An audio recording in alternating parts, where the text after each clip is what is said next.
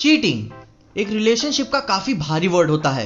अब भाई अपने कॉमिक बुक कैरेक्टर्स को जितना रियलिस्टिक दिखाया जा सकता था, क्रिएटर्स उतना रियलिस्टिक दिखाते जा रहे हैं।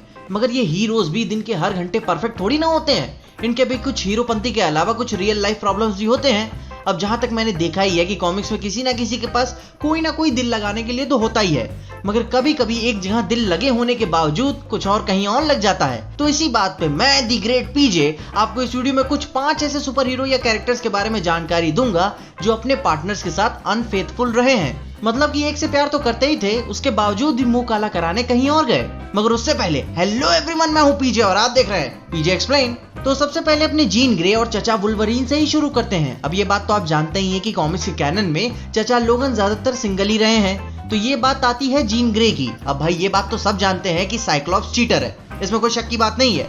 मगर यह काफी कम लोग जानते हैं कि जीन भी सीधी नहीं है। अब ये बातें 80s और 90s के दौरान की, जहां जीन, साइक्लॉप्स और लोगन का लव ट्रायंगल बन चुका था। तो होता क्या है कि अनकैनी एक्समैन इशू 394 कॉमिक में वुल्वरीन और जीन किसी और ही डायमेंशन में चले जाते हैं, जहां दोनों बिलीव करने लगते हैं कि अब वो नहीं बचेंगे। तो इसी बात पे दोनों पहली बार किस करते हैं। भाई अभी भी पूरी कॉमिक खत्म नहीं हुई है। कॉमिक के स्टार्ट में ही साइक्लॉप्स ने इसे अपनी वाइफ कह के बुलाया है और ये इधर किसी और के साथ किस कर रही है। वैसे भी कर भी क्या सकते हैं, लोगन चचा अपने हाई माचो पर्सनालिटी, सिंगल क्या मिंगल औरतें भी घायल हो जाए।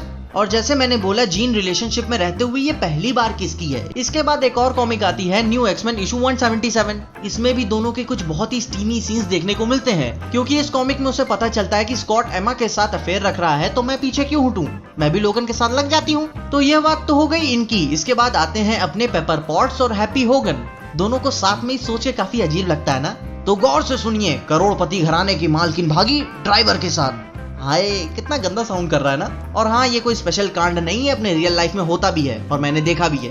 तो खैर अपने पर्सनल एक्सपीरियंस की बात हम बाद में करेंगे, पहले इनकी कहानी जान लेते हैं। अब ये बात काफी पुरानी है, 1976 के दौरान की। उस समय तक किसी ने भी नहीं सोचा होगा और टोनी और पेपर को साथ में होना या ना होना किसी को फर्क भी नहीं करता होगा। मगर उस समय के दौरान पेपर और हैप्पी ने शादी कर ली, स्टार्क इंटरनेशनल्स को छोड़ दिया और बच्चे भी गोद ले लिए।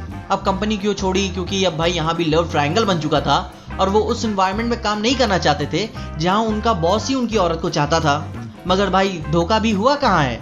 आगे होता क्या है कि हैप्पी से शादी करने के बाद जिंदगी कुछ अप्स एंड डाउन्स में चल रही होती है और एक पॉइंट पे पेपर को शक हुआ कि हैप्पी उसे किसी और के लिए चीट कर रहा है।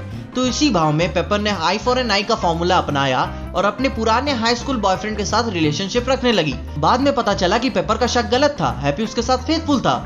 मगर भाई पेपर से गलती तो हो गई, दोनों ने डिवोर्स ले लिया। फिर आगे कुछ समय के बाद आपसी समझौते के बाद फिर से शादी कर ली और भैंचोद फिर से डिवोर्स ले लिया। साला शादी नहीं मजाक बना के रख दिए।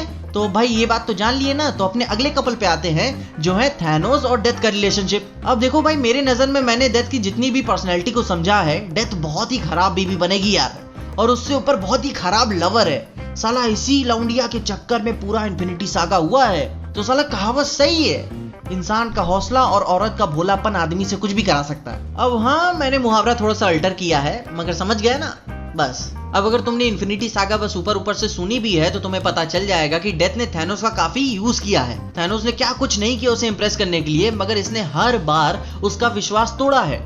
डेडपूल वाली कहानी तो आपको पता ही होगी कि वेड डेथ के पास इतना करीब आ गया था कि थैनोस ने उसे श्राप दे दिया कि साले तुम कभी मरोगे ही नहीं, और जब मरोगे ही नहीं तो इसके पास आओगे ही नहीं। मगर कर्ज के बाद भी दोनों ने साथ में काफी लूडो खेला। अब भाई डेडपूल की बात हुई सो हुई, मगर एक और बार थैनोस ने खुद ही कहा है कि डेथ से मैंने प्रॉमिस करवाया था कि तुम मुझे कभी धोखा नहीं दोगी, मगर उसने दिया। तो 1999 की कैप्टन मार्वल कॉमिक इशू 17 में उसी में थैनोस कहता है कि कसम खिलाने के बावजूद भी उसने मुझे वॉकर के लिए धोखा दिया। She cheated on me। अब भाई तुम सोच रहे होगे कि वॉकर दिखता कैसे होगा, तो जनाब ये कुछ ऐसे दिखते हैं। हाय यार तौबा, इससे अच्छा तो थैनोस ही दिखता था। बैगन कोई और पटा ले, तू जितनी बार इस पे भरोसा करेगा ये उस भरोसे का भेलपूरी बना देगी। अच्छा, कोई आदमी इतनी बार कटने के बाद भी साथ में रह सकता है?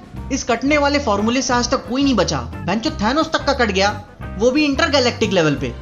छे। अब भाई इतनी बात जानी लिए तो अपने थंबनेल वाली फोटो की भी बात कर लेते हैं। अब ये थोड़ा सा कॉन्सेप्ट अजीब है, क्योंकि भाई इस रिश्ते को मुझे ये रिश्ता क्या कहलाता है वाली वीडियो में समझाना पड़ेगा। मगर अभी चीटिंग को जान लीजिए जो किया है थॉर ने। तो भाई अभी के तौर पे मार्वल ने इसे किसी और ही यूनिवर्स का नाम दे दिया है, जहां थॉर और वैल्करी सीरियस रिलेशनशिप में होते हैं और थॉर ने उसे हेला के लिए चीट किया। और इनडायरेक्टली एक्चुअली में वैल्करी ये सब देख भी लेती है, काफी उसे हर्ट होता है, रोती भी है कि ये तो थॉर है, गॉड ऑफ थंडर है, ये कैसे हो सकता है। मगर आपने देखा ही ना, थॉर पिघल गया। थॉर वलहला में ही फंसा रहता है और हेला उसे ऑफर करती है कि हम एक डील करते हैं, तुम मुझे एक बच्चा दो और मैं तुम्हें जाने दूंगी। तो इसी बात पे थॉर मान जाता है। और मगर सबसे डिस्टर्बिंग बात यह है कि हेला और थॉर का रिश्ता क्या है। मूवी में तो भाई बहन, स्टेप ब्रो स्टेप सिस वाला रिश्ता था। कॉमिक में दोनों किसी यूनिवर्स में भाई बहन हैं तो किसी में नहीं है। मगर ओरिजिनल नॉर्स माइथोलॉजी में क्या है? अब ये सारे सवालों के जवाब हम किसी और वीडियो के लिए छोड़ देते हैं। मगर अभी के तौर पे last but not the least दगाबाजी की बात करते हैं, जो आती है स्पाइडरमैन की लॉन्ग टाइम लव इंटरेस्ट पे, जो है ग्वेन स्टेसी।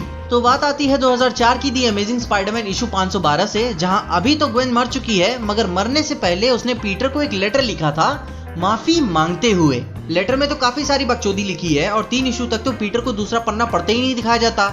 और जब पता चलता है कि जब ग्वेन और पीटर साथ में रिलेशनशिप में थे तो उसका नॉर्मन ऑसबॉर्न के साथ अफेयर था उसके मरने से पहले। कहा गया है कि ग्वेन ने ट्विन बच्चों को बर्थ दिया और उसने प्लान किया था कि वो उसे पीटर के साथ उनकी अपब्रिंगिंग करेगी, लेकिन उससे पहले ही वो निकल गई। मगर भाई पीटर यह सब बात जान के बहुत ही ज्यादा इमोशनली हर्ट होता है, स्पेशली कंसिडरिंग कि वो नॉर्मन के साथ सोई और उसके बाद गैब्रियल और सारा स्टेसी से भी वो कई बार एनकाउंटर कर चुका है, मगर ये बात उसने कभी रियलाइज नहीं करी। गैब्रियल वही अपना ग्रीन गॉब्लिन के रूप में नजर आता था, वहीं सारा टेररिस्ट के रूप में। पीटर को ये सारी बातें जान के बहुत ही ज्यादा दुख होता है कि जिसने उसने इतना प्यार किया, साथ में जीने मरने की कसमें खाई, और उसने उसके साथ ऐसा किया। नॉर्मन साहब ठीक नहीं किए हो। अब भाई पीटर तुमको पूरा रेज में पेलेगा तो बोलना मत कि दर्द होता है। उसकी गर्लफ्रेंड ले ली, ऊपर से उसको मारना चाहा। इतना हरामी कोई कैसे हो सकता है? तो खैर अभी के लिए ये जानकारी बस यहीं तक सीमित करते हैं। तो आपको इनमें से कौन सी सबसे इंटरेस्टिंग या अजीब धोखेबाजी वाली कहानी लगी, उसके बारे में मुझे कमेंट्स में जरूर बताएं। इसके अलावा या फिर डीसी के बारे में भी आपको जानना है तो वो भी बताना। और अगर आपको इस वीडियो में देखे कुछ भी अच्छा लगा, खुशी या मजा आया तो लाइक मार दो इस वीडियो को। इस चैनल पे नया आ गए हो सब्सक्राइब तो मार ही देना इस चैनल को। और अगर ज्यादा ही अच्छी लग गई तो अपने दोस्तों शेयर कर देना। मेरे इंस्टाग्राम और ट्विटर हैंडल्स आपको नीचे ही डिस्क्रिप्शन में मिल जाएंगे। और देखते रहिए पीजे एक्सप्लेन।